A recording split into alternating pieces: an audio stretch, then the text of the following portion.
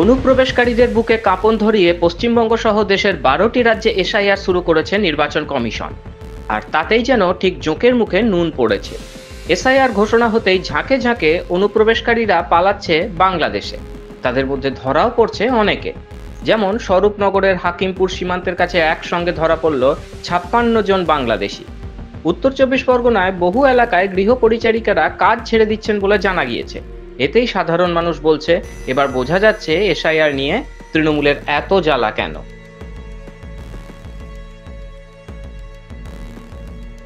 অন্যান্য দিনের মতো সেদিনও সতর্ক ছিল স্বরূপনগরের বিএসএফ এর 143 নম্বর ব্যাটালিয়নের জওয়ানরা। হঠাৎই তাঁরা দেখতে পান হাকিমপুর তারালি সীমান্ত দিয়ে বাংলাদেশে পালানোর চেষ্টা করছে বেশ কয়েকজন বাংলাদেশি। সঙ্গে সঙ্গে তাঁদের পাকড়াও করা হয়।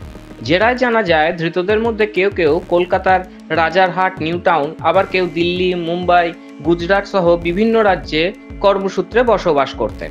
স্থানীয় দালালদের হাত ধরে তারা বাংলাদেশে যাওয়ার চেষ্টা করছিল। তখনই তারা ধরা পড়ে যায়।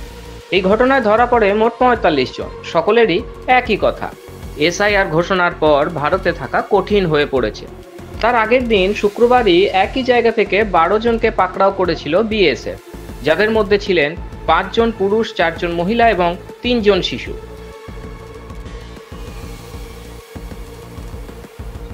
আবার রবিবারেও একই ঘটনা।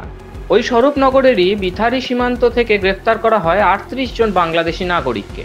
তারা সবাই বাংলাদেশে পালিয়ে যাওয়ার চেষ্টা করছিলেন। জানা গিয়েছে এরা বিভিন্ন সময় ভারতে আত্মগোপন করেছিলেন।